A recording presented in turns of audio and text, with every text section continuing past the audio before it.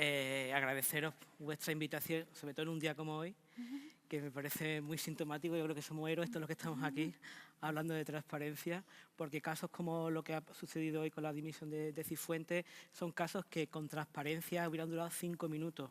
En el momento que hay una obligación de publicación en una plataforma online de todos los TFM, de todos los universitarios que terminan sus estudios en España, el tema se acaba. Y fijaros que al final todo esto viene de una falta de transparencia. Yo voy a contar un poco casos concretos de lo que estamos haciendo y casos concretos de cómo hemos aplicado el periodismo de datos y sobre todo la investigación de datos basada en fuentes abiertas, que es a lo que nosotros nos dedicamos principalmente desde Datadista. Datadista es un medio que lanzamos mi compañera Ana Tudela y yo hace un año y poco, que nos dedicamos básicamente a hacer periodismo de investigación, datos y en el uso de nuevas narrativas y nuevos formatos periodísticos para contar esta información. Publicamos, digamos, a 3 velocidades, a una velocidad un poco siguiendo la actualidad, después hacemos reportajes y temas de investigación, muchos de ellos basados en peticiones de información o en análisis de bases de datos públicas, y después una tercera pata que llamamos de grandes reportajes, grandes investigaciones, que la primera en la que estamos a punto de publicar es una que se llama Playa Burbuja, que hemos hecho un recorrido por todo el Mediterráneo, el litoral mediterráneo, sobre todos los casos de curvación urbanística y todo lo que ha implicado la burbuja inmobiliaria desde 2008, ¿no? Fijaros que, no sé si, vale, uno de los problemas que tenemos, voy a explicar un poquito para los que no sabéis qué hablamos cuando hablamos de periodismo de datos. Uno de los errores principales que vemos cuando hablamos de periodismo de datos es que pensamos que cualquier información que tenga un dato es periodismo. Y no, por ejemplo, ayer el INE publicó el padrón continuo del año 2017 con su nota de prensa y muchos medios publicaron esa información directamente. Eso no es periodismo de datos, es simplemente un periodismo con datos, ¿no? Hay una diferencia. ¿Qué es el periodismo de datos? Pues básicamente lo que nosotros hacemos es encontrar patrones y tendencias en un conjunto de datos, analizar grandes bases de datos, como por ejemplo, ¿qué os digo yo? Las tarjetas Black, ¿no? Todas las tarjetas Black es un caso que creo que ocupa como unas 80.000 líneas de Excel, ¿no?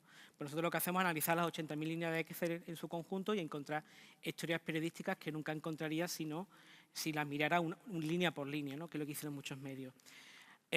Fijaros que os he puesto ahí algunas de los que consideramos como las principales fuentes de información que actualmente utilizamos, y he marcado en rojo las 2 primeras para que veáis la importancia de ellas, ¿no? Uno, lo que es el tema del Open Data y el tema de las bases de datos públicas online, porque fijaros que una de las cosas que sucede hoy en día es que la vida es digital, el mundo funciona a través de las redes y la multiplicación de forma exponencial a lo largo del tiempo de bases de datos públicas en Internet permite a los periodistas hacer mejor nuestro trabajo, hacer ese trabajo de rendición de cuentas que habláis esta mañana, ¿no? Peticiones de información también, un arma que hasta hace muy poco en España no contábamos, en otros países se utiliza de forma habitual el tema de hacer peticiones de información para hacer grandes reportajes de investigación.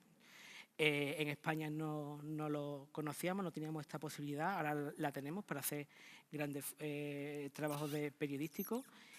Y una de las cosas que sucede con el Open Data es que muchas veces está relacionado, o vosotros desde vuestras instituciones, y yo valoro todas las iniciativas que hay alrededor de este tema, siempre está pensado desde el punto de vista de la economía del dato, ¿no? Un poco lo que se comentaba, ¿no? Publico estos datos a ver qué se puede hacer con ellos, ¿no? El problema es que desde el punto de vista del periodista que intenta hacer investigación con los datos, la calidad de estos datos es muy mala.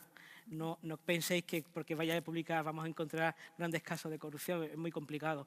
Lo que nosotros hacemos básicamente son correlacionar datos. Por ejemplo, si un ayuntamiento publica dónde están todos los centros de salud de un municipio, pues yo lo que podría hacer con ello sería una visualización de datos en un mapa. Eso no tiene ninguna historia periodística detrás.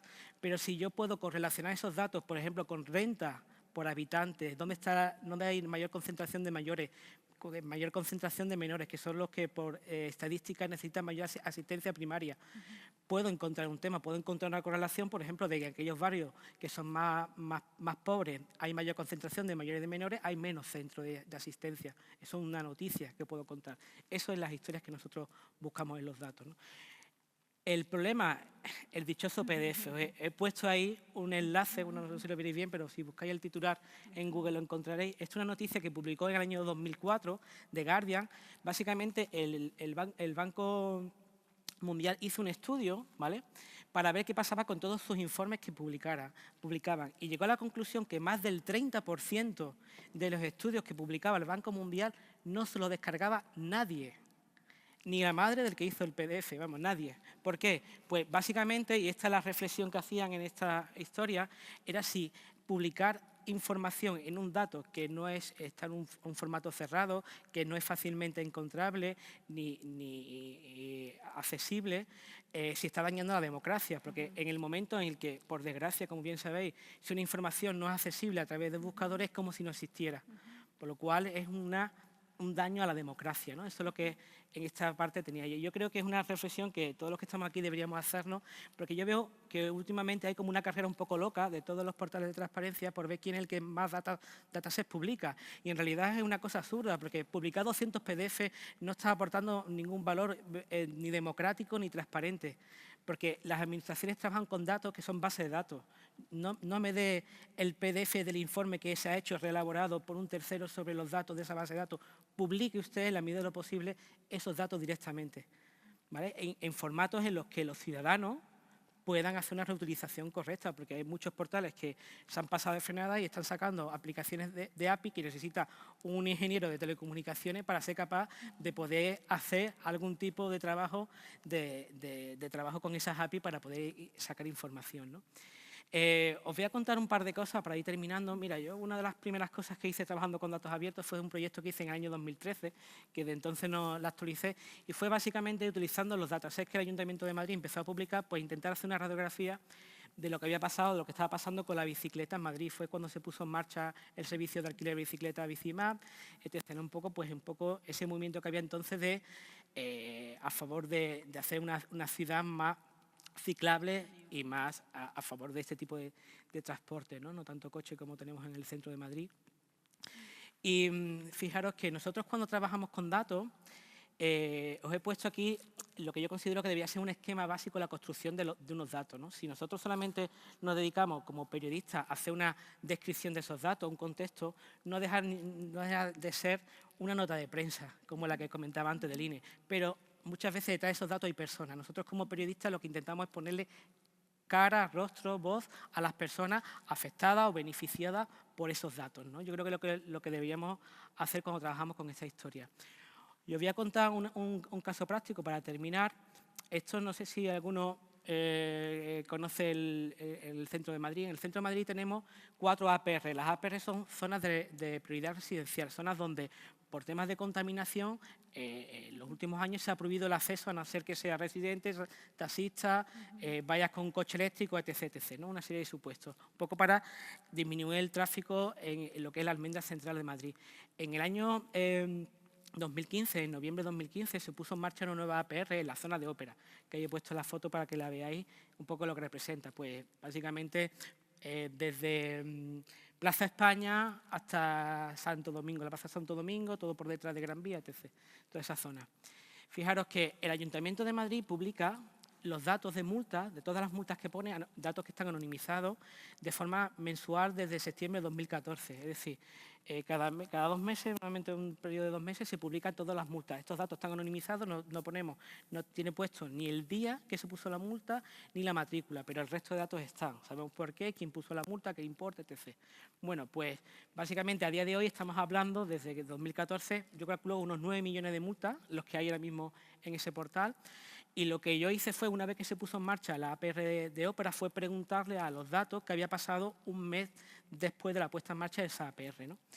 Y lo que encontré, básicamente, una consulta a una base de datos, que son preguntas periodísticas, como si podíamos haber hecho a representantes del Ayuntamiento de Madrid, y sacamos historias como esta, como el primer mes de la puesta en marcha de esta APR se concentró entre los 10 sitios donde más multas se ponían, calles donde se entraban a esta APR. Es decir, nosotros encontramos una anomalía en los datos. Vimos que realmente la puesta en marcha de este servicio había multiplicado el número de multas en una zona que hasta entonces no se ponían multas, ¿no? Entonces, ¿qué había pasado? Pues entonces fuimos sobre el terreno, encontramos a personas como esta, que lo que tenían en la mano no era una multa, sino era 4 o 5 multas, porque no se había enterado que habían puesto en marcha esta APR, las señales no estaban bien puestas, ¿vale? Y esto le estuvimos dando seguimiento durante varias semanas. Este, por ejemplo, otro caso que también encontramos y le pusimos cara y rostro a esta información sacada de una base de datos.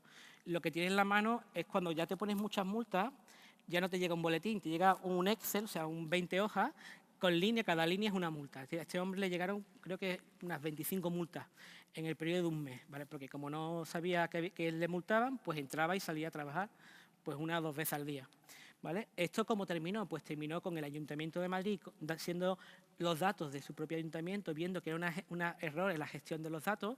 El Ayuntamiento de Madrid hizo una modificación del reglamento y hizo una especie de amnistía en las cuales todas las multas que se tramitaron supuestamente por error pues no fueron cobradas. Todas las multas que se pusieron entre noviembre y marzo de 2016, noviembre de 2015 y 15 de marzo de 2016. Yo he calculado a ojo, o sea, a ojo, te quiero decir, por lo bajo, que el ahorro a los madrileños, que este trabajo de investigación supuso, está en torno a los 8 millones de euros en multas que se ahorraron. Multas que fueron puestas básicamente por un error de gestión de cómo se implantó la APR, reconocida por el Ayuntamiento de Madrid y demostrada con los propios datos del Ayuntamiento. También os digo una cosa, el Ayuntamiento de Madrid al año siguiente premió este trabajo en los primeros premios de periodismo de datos del Ayuntamiento, o sea que también estaban agradecidos del trabajo que se hizo. Y yo lo voy a dejar aquí y me gustaría que hubiera preguntas por vuestra parte porque estamos muy interesados de tener feedback por vuestra parte, o sea que muchas gracias.